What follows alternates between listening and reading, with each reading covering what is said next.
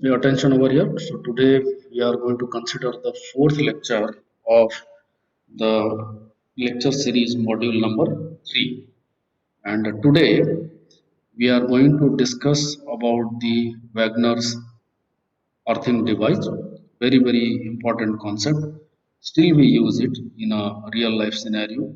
When you try to earth a major industry for the manufacturing purpose, electronic industry, earthing is a highly sensitive thing, and in the power stations also, substations also, in many other places. Okay, so when you are covering a very large geographical area, okay, and if there is a fault is to being identified, we will see under that parallel loop and test. But right now we will see in brief the Wagner's earthing device, and then we will start about the method of measuring low, medium, and high resistances.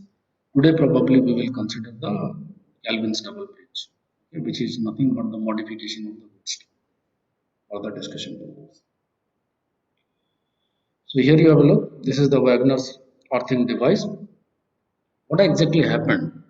That you may encounter a very serious problem, as you can see in this particular circuit diagram, that there are the couple of impedances Z1, Z2, Z3, Z4, you can have your own nomenclature, and this bridge is one end is connected to the source, another couple of points are connected to the null detector, okay, to finally identify that whether the circuit is reached to steady state condition or not, or it has nullified the impact of the transients or not, what we have all discussed already under the head of network theory. And in this case, what happened when you ground one of the terminal, it always form a stray capacitors, okay, and because of these stray capacitors, the sensitivity of the AC bridges is definitely affected. Okay, and please be noted. And moreover, when you talk about the measurement of capacitance, when you are trying to the moment when you are trying to measure the unknown value of a capacitor, in that case, if your bridge is experiencing a stray capacitance, okay, or it is forming some kind of stray capacitance, okay, then it creates a serious problem to encounter the problems related to the sensitivity of any AC bridge. Okay, under the head of capacitance measurement, problem is very serious, but in the other bridges also, it definitely affects the sensitivity of the AC bridges. Please be noted this. Okay. Now, if it is so, then how can we, okay, why this occur? So basically what happened, these stray capacitors affect the bridge balancing condition in a many ways. Okay. And primarily it provides an additional path to basically allow the current to flow through it. Okay, that's why it is called leakage current. Okay, that means you are actually not willing to feed any real value of the current, either of I1 or I2. Most of the time we have considered these two nomenclature, I1 and I2, but the portion of that particular I1 or I2 is going to be leaked because of this dashed line, what you see, the stray capacitance, which is again further grounded. Okay, so because it is grounded, so you cannot guarantee that no current will flow. That is not possible. So certain amount of current will flow, and as you are going to increase, pay attention over here, as you will increase the operating frequency. That means, say for example, rather than 50 hertz, if you are operating at 1 kilohertz, or rather than 1 kilohertz if you are operating at 100 kilohertz, as your operating frequency of the supply is increasing, then this problem will be become more and more serious. Okay, as you can see in this particular circuit diagram. So one of the possible way to reduce the effect of the stray capacitance, okay, in these kind of scenarios, is to keep the detector at ground potential. So as you can see over here, because the source has been grounded, here is the problem, along with the source, remember. So because it has been grounded, it creates a problem, and therefore what you need to do, that you try to make an arrangement so that the detector terminals should also be grounded, okay, directly. So in that case, what happened, there will be no AC voltage between the detecting these two detection points where the detector is connected, right, and the ground. and therefore thus no current will flow through it. Okay, as far as this particular circuitry is concerned. Now the formation of these stray capacitors in an AC bridge, okay, can be leaked out as I say, but it can be measurable. Okay, it can be measured. Okay, it is also possible to create a direct current path, a DC current path. Okay, for any other stray currents instead. Say for example, a potential divider circuit or voltage divider circuit, what you call, okay, which is introduced by the Wagner to evaluate the grounding or the earthing performance of that particular device or system. Okay, so that's why it is called the Wagner's earth device. Okay, and this device can be used to maintain the null detection at ground potential. That means the null detection, the moment you have achieved the null detection, both the terminals are actually with respect to the grounded, and make sure that there is no current to be flowed. Okay, done. So between, I'm talking about between the detector and the ground. Okay, so primarily, as you can see, these are nothing but it is primarily a voltage divider circuit as over C over here. Okay, so this is the grounding terminal, this is the detector's another point, and here you are able to establish the ground of particular terminal. So in this case, what happened? This variable ZA and ZB are establishing a potential divider circuit. Okay, at that particular junction. So for example, in this figure it is mentioned junction number E. So assume that that is the junction where they are interconnected. Okay, and a particular switch as it is given, this switch E is mentioned, that this switch S, so for example, is used to connect one end of the detector alternatively to the ground potential E and the bridge connection D point. Okay? This is the original structure diagram what should be done, and that is how the amendment has been done. Okay, between the E and D, that is used. Okay, so the switch S is used to connect one of the end of the detector with respect to the ground point E and the bridge interconnection point D. So therefore, these two impedances Z1 and Z2, okay, are made of some combination of a RLC, okay, so that they can be capable of forming a balance bridge, you know, with the existing grid pair of Z1, Z2 or the Z3, Z4, either of the Z1, Z2, okay, or the Z3, Z4, as far as this diagram is concerned. Remember, okay. So this diagram nomenclature is changed as compared to the other nomenclature what we have considered till now for the discussion purpose, because I opted this particular portion from the different. Okay, so don't be confused about it. It's your choice. Yeah, and this way the stray capacitance formed between the bridge junction and the earthing point E is indicated by the pure capacitance C1, C2, C3, C. Okay. Now let's say the bridge is first balanced. Let's say for example, with the R will be considered Z1, Z2, or you can say that the combination of Z3, Z4, okay, with the help of switch position D, and then to next to the position E, the balancing is once again achieved with the combination of Z1, Z2 and Z3, Z4. So remember, once at a time you consider the position D, achieve the balancing condition. Say for example, position D, switch is connected to this point, you know, attain the balancing condition, and then switch is again connected to the point E, and then therefore again repeat this exercise and attain the balancing condition. Understand? Okay. So that there once it is done, okay. So both the point, that is the point B with respect to D and point B with respect to E, are now at the same potential. Okay, and all the potential are at the earth level, because earth potential is almost infinite, you can say, as compared to any other electrical device.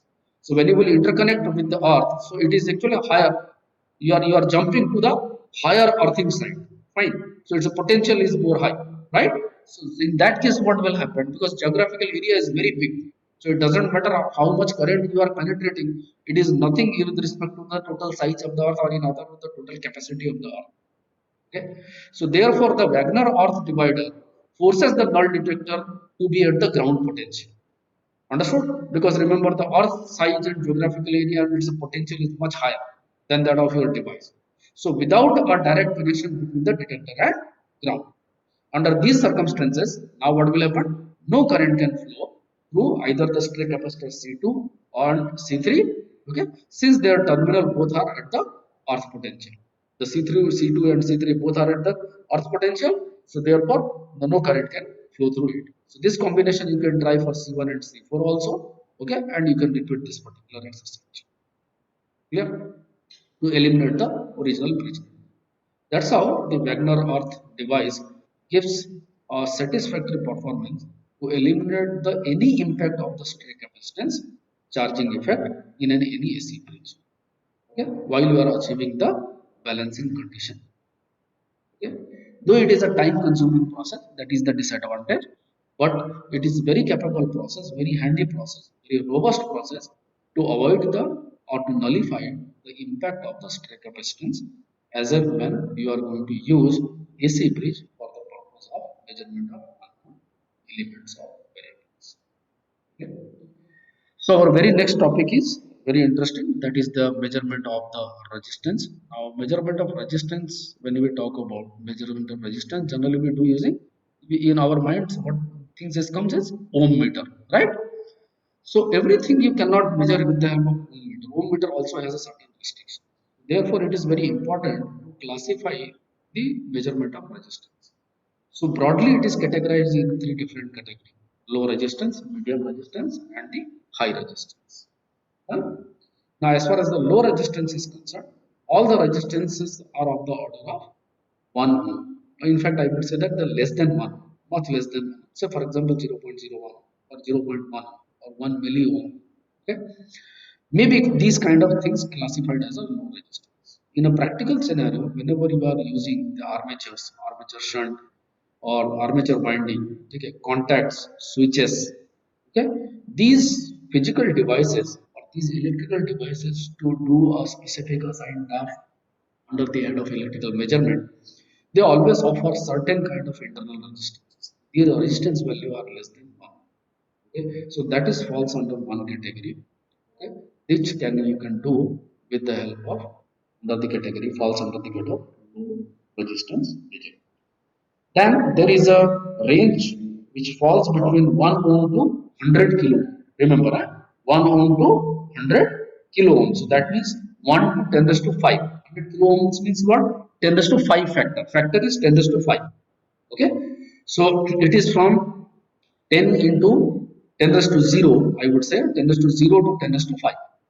So within this range, if the resistance of any instrument falls, that comes under the medium resistance.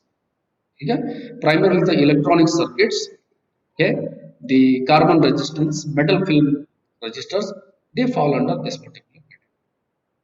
On the other hand, whenever you are using in your day-to-day life, whether it is electronic circuit, electrical circuits, primarily the electrical circuit in your day-to-day life, in your office-like environment, in the power distribution and transmission cables, you see with some or other kind of, in particularly the shielding wire or the underground cables I am talking about, okay, or the optical fiber cable, okay, or Ethernet cable, various kind of internet cables. Okay, these things falls under the high resistance category. Because normally the outer layer which is used to protect the internal conductors is called the insulators. Now this insulation resistance is very high, typically much higher, much more than the 100 kilo ohm and all. Okay, and so very strict guidelines are required to be followed whenever you are using to use these kind of devices, okay, or the circuitry or to implement some kind of applications. So this slide is very important. Who is handwritten? But we always be remember whenever someone will ask you that how can I measure a low resistance? So low resistance means any resistance value which falls under the category of less than 1 ohm. And you can use potentiometer. This topic is potentiometer we have already seen, galvanometer. So we will see the potentiometers in detail in the next module also. So you can typically use the potentiometer for the purpose of measuring low resistance. Yeah. What ohm meters you talk about or what WB means Wheatstone bridge. Okay. Normally these two instruments, Wheatstone bridge and the ohm meters you can use for the purpose of measuring of the measuring the medium resistance. That means any factor between 10 to 0 to 10 to 5 ohm. And if it falls beyond 10 to 5 ohms, say 1 mega ohm, 10 mega ohm, or even more, then we use an instrument that is called the Megger. Don't be confused. Megger is now a company's name also. Okay, that is called the mega ohm or resistance measurement, or in short, it is called the Megger. Okay, is a very popular method and is primarily used in many electronic devices or in the substation automation or particularly the transmission and distribution lines, underground cables, and so on. So we use the Megger as an instrument, and under the Megger instrument, we will discuss the two different test methods. We are going to consider the open and short circuit test method. So let's see one by one. So first, supposed to be we are going to discuss the Kelvin double bridge, which is mentioned in the syllabus. Okay. It is one of the very well established, available, and the robust method for the measurement of the low resistance. Here, as I can say that here you are going to use the potentiometer. So obviously the idea could be clear to you. This is nothing. This arrangement is nothing, but it is the modification of the Wheatstone bridge, okay, where you can use the potentiometer to create the voltage divider circuits. Okay, and with the help of the potentiometer, we can, which is the modified version is the Wheatstone bridge, and what Kelvin double bridge you see, that is sometimes is also known as modified Wheatstone bridge. So as you can see here, rather than the four different number of resistors PQ, X and S, where S is a variable resistance, we also consider two additional resistances small p and small q, which form two parallel bridges. One combination is capital P, capital Q, capital S, capital X. Another combination is small p, small q, capital S, capital X. Okay, with respect to the source or supply.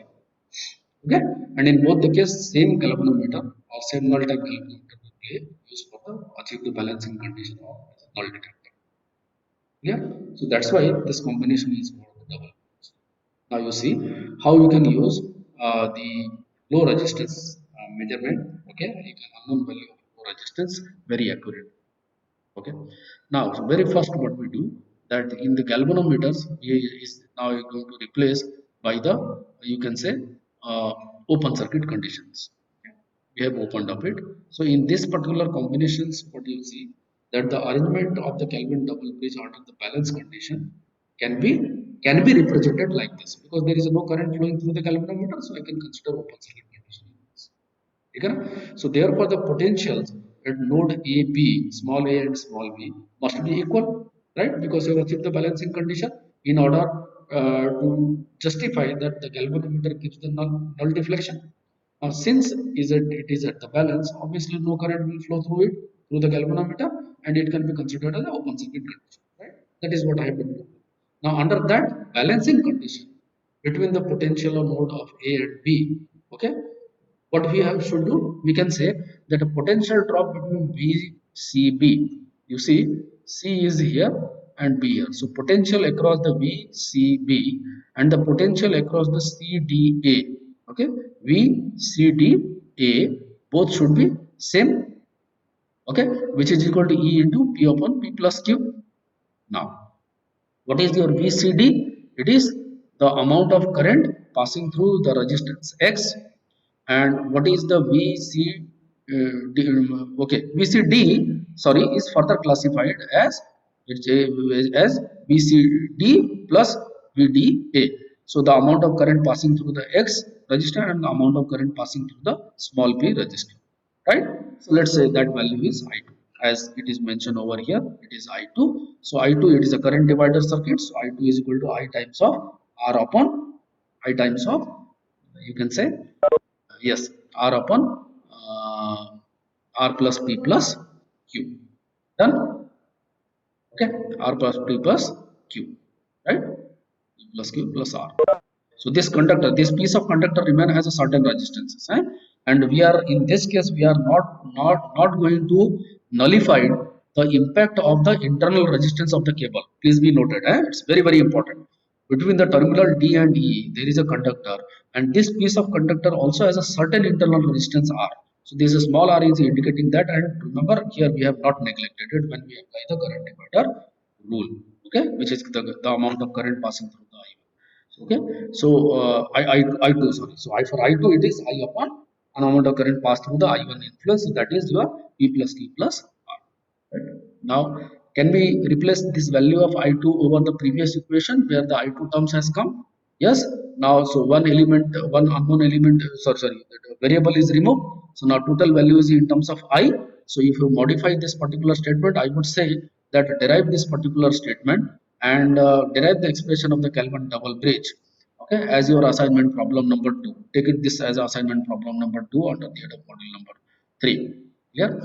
Now, derive is as all. Okay, so you substitute these all values, solve it. Now what expression you are getting over here is in terms of the equation number 4.16. Now from 4.14 you substitute the value of your e is equal to bcb into P plus Q upon P. So you substitute that particular values over here. You can modify the balancing equation because you also know that VCB is also equal to VCDA. So you can rewritten this particular statement as like this. Okay, just be noted over here. Clear? VCD over here. I hope that VCB is equal to VCDA. VCDA value is already given in equation number 4.15. So you also substitute over here. So in both the expressions, you have neglected two variables, additional variables. Now this permutation combination you have to solve, okay, to bring it in the form of Q upon P into X. Yeah. So you keep on solving this particular statement. So the value of X, because X is the unknown values which you need to, which is under the measurement. Okay, and S is the variable resistance.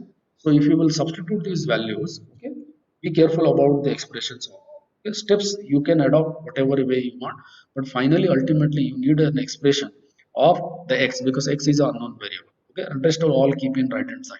So it is actually ultimately coming P upon Q. Okay, P upon Q into X S plus the QR upon P plus Q plus R into capital P by Q minus small p by Q. Now this additional expression, this second quantity of the expression is so minimum. Okay, and how can you justify that it is minimum? So you have to select the values of capital P, capital Q, capital small p and small q resistances in such a way that you can nullify the ratio between P by Q and small p by small q. So values can be different, magnitude of the resistance can be different, but what you can do that the ratio you can bring it that level that the ratio could be changed. So for example, P by Q is equal to 10 by 2, right? And it is actually 5. Let's say I would say that 100 by 2 and small p by q is equal to say 4.9 upon 1. So it is both are as good as nearly same ratio. So in this case what will happen, this entire factor can be neglected. Okay, because then it will not be dependent on the variation of the r for the unknown resistances. And if you can manage to do that, then the expression will be much more simplified, and now the unknown value of resistance x is dependent only on the ratio of p by q into s. Okay, though it practically it is never been possible that the both the ratios we will get exactly same. So therefore as I said that 100 by 20, so for example you are getting 5 is to 1 and p by q can be 4.9 upon 1 in this way. Okay, so nearly that delta variation you can achieve, and it is better this delta is as the delta is tending to 0, better the reading or better the performances you will get. Okay, otherwise that delta impact will be always be there as it is mentioned in the next modified equation delta. Okay. It is therefore always better to keep the value of resistance R. That means the resistance of the conductor to interconnect the 2 point of the double bridge, that is D and E, to be as small as possible. So lesser the value of resistance you will keep, more the current can flow through it. Okay, and in this way you can achieve the balancing condition. Now, in order to take the account of thermoelectric effect EMF also, because remember the current is passing through the resistance, right? So it will also experience a thermoelectric impact effect. Okay, and because of this thermoelectric effect, certain amount of potential voltage will generate, which is called thermoelectric EMF. The two measurements are normally done with the help of battery connections reverse. Okay? So the final value of resistance is taken. What we will do? Finally, you take both the measurements from the both the side, and then you take the average of the readings. Okay? This way, you can incorporate a Kelvin double bridge for the measurement of unknown value of low resistances. Right? Like for example, small r is mentioned here, or the x is mentioned over. So this unknown value of resistance you can measure. Yeah, couple of problems. So say for example, uh,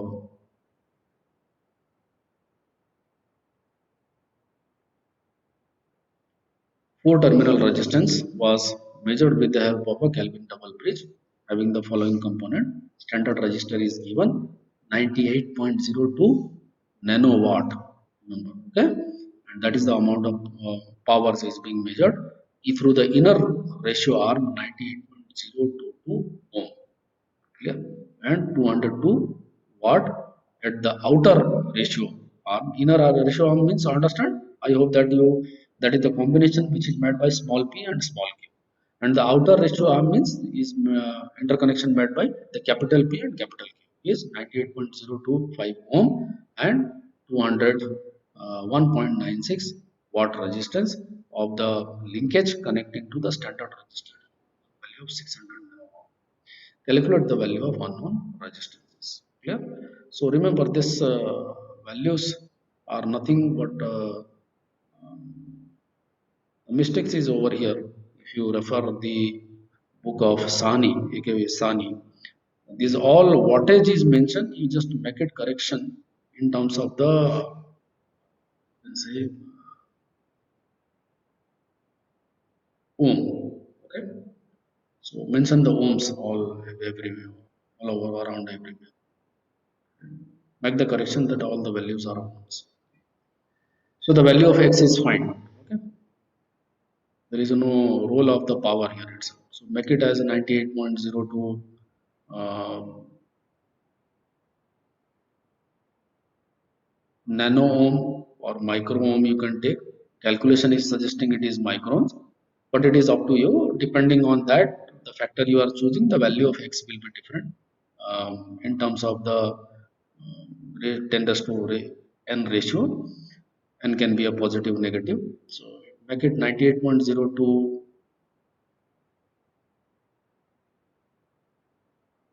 ohm, and over here the outer ratio is 98.025 ohm.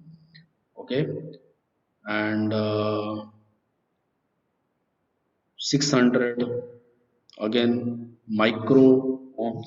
Calculations suggest that it is all not nanowatt, it is actually micro ohm, right?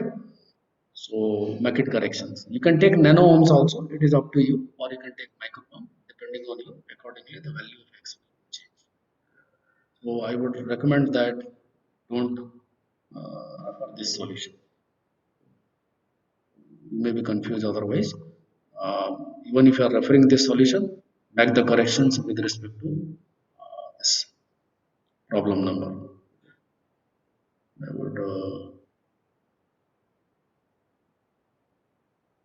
will looking for some option of the corrections.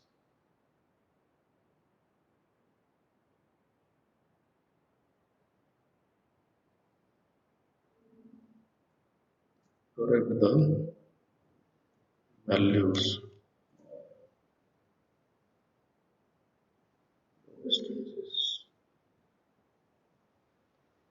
These are micro ohm, nano ohm, but not nano.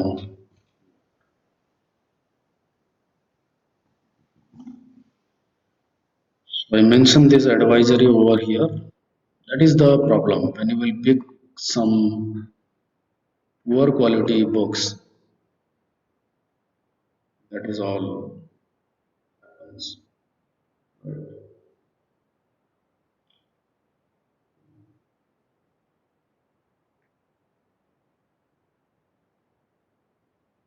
So be careful about this, boys. Not for only boys, for boys and girls. Okay. So here I mentioned the advisory. Please be noted. Okay, that's it. So you can bring us that kind of problem. You can refer, I think, the first book also. Uh, Aksh Shakar. The very first book is Wilfred Cooper, I doubt. Just check. In Purkab, the reference book have been suggested. There also you can see you may get these kind of some couple of problems. I'm not very sure. You can see. But this book is taken, problem is taken from the Ekesani. So make it corrections. Okay. Other than this, if you have any uh,